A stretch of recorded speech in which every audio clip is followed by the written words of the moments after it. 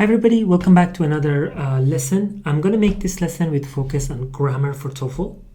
So you may have done some tests and checked a few books here and there and talked to a few teachers or other people, and you have come to realization that your problem is mostly grammar, especially if you're trying to level up.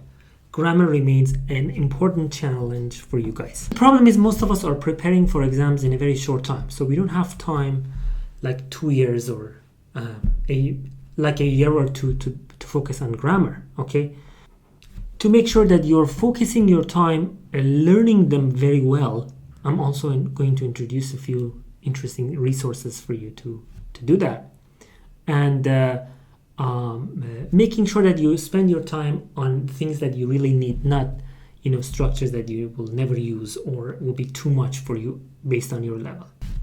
Also, attached to this video, I will add a quiz so you can take that quiz and see how ready you are for this subject. I previously made a video about this for IELTS. This is going to be kind of similar because, again, exams are checking your skills in many levels, so they usually have core assessment when it comes to grammar. But this is pretty much the list that you need for exams. Let's talk about a few of them, and I will also give you some examples.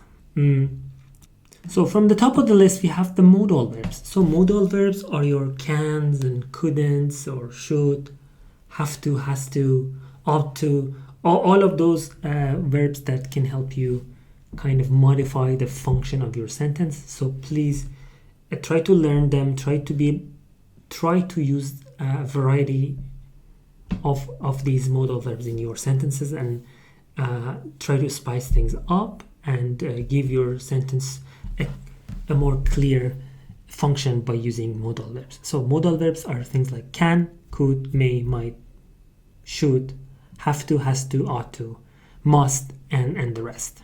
Another important grammar structure are conditional sentences. So we use conditional sentences. We know conditional sentences start with if, but based on your level, you're expected to be able to use more complex versions of conditional sentences, like imaginary situations in the past, or sometimes we have a grammar structure, an advanced grammar structure called mixed conditionals. So you may need to be able to use those as well. As I'm showing examples on the screen so you can get a better idea of how to deal with these structures. So check yourself if you're not good with conditional sentences. Use the references that I introduced at the end of the video to improve your skills on as far as conditional sentences are concerned. If you are able to use a wide range of them in your speaking and writing, your chances of getting a high score is much more. This is especially important for those who are trying to get anything higher than 4.5, like 5.5 or higher, or anything higher than 90, 95 based on the old TOEFL scoring system. As we go down to the list, we have reported speech and relative clauses. Here are some examples. They may not be as important as the rest, but if you're trying to get a C1, C2 result in your TOEFL test, make sure that you are comfortable with these as well.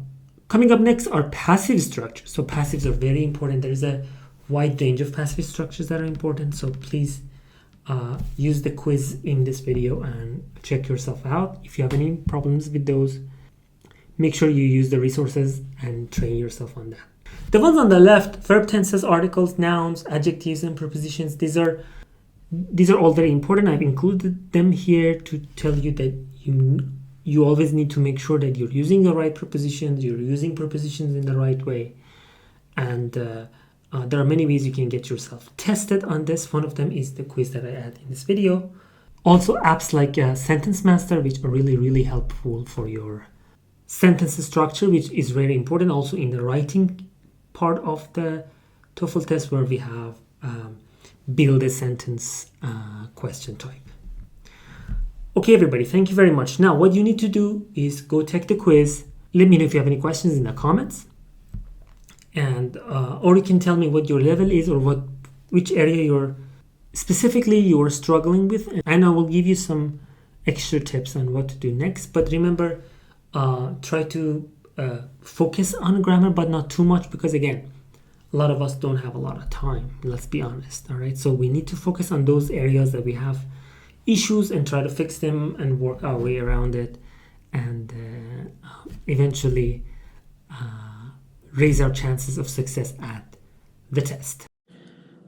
All right, everybody. In this segment of this lesson, I'm going to talk to you a little bit about this great resource. There is a series of grammar and vocabulary books called Destination B2. These books are amazing because they help you with both grammar and vocabulary, and they're useful for a bunch of exams. But for the purpose of this video, if you are suffering from if you are struggling with any of the grammar structures that we talked about, you can basically use this book. There is also an updated version of this book. You can use my community channel on Telegram to download this book. But anyways, you can come to the contents list and see which structure you're having problems with. For example, remember we talked about conditional sentences, so you can go to like page 54 and then study and improve your knowledge on the grammar structure that you are having problems with. Now, a couple of points. Look, the book I'm sharing on the screen right now is the B2 edition. There is also a more advanced edition called C1 and C2. Again, you can download them from my Telegram community channel. There's also a lower version called Destination B1, which is also useful for you guys if you are at a B1 level. So please choose the right book and try to work on the grammar that you need to. Now, the most important part of this video is how to use this book. And I'm going to tell you about that. It's very, very easy. So let's say I have problems with past tenses and I come here and I want to study this sort of book. So let me zoom out a little bit. So as you see, this book has some input pages, or one or two input pages. The advanced version, you may see more information.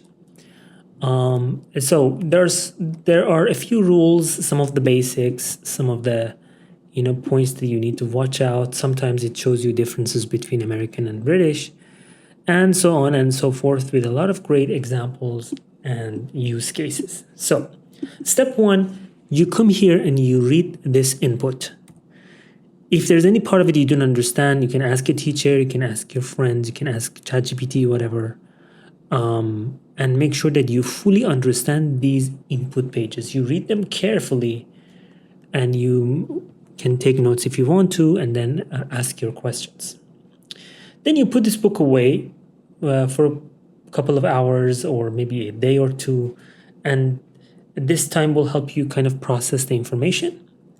After that gap, you come back here and you do the exercises. Now this is the most important part. So first, we read the input, we check everything, we ask our questions. Then after a gap, some few hours or let's say a day or two, I come to the exercises. I do the exercises very carefully, very patiently, one by one. And then I go to the end of the book, to the answer key, check my answers. And now here's the important part. When you check your answers, if you answered correctly, then hallelujah. You can move on. You can go to the next point. If you made a mistake, you should try to figure out why you made a mistake. So for example, you answered be, not being. So you have to know why the answer is being, not be. Okay? You can again ask your friend, ask your teachers. You can ask me in the comment section of any of my videos. you can ask all your language and exam related questions. So, and you do not move on to the next book or next level or next point before you completely understand what you made mistakes about. Once it's all clear, you can move on and go to the next subject. So remember, there are 3 steps. Read the input,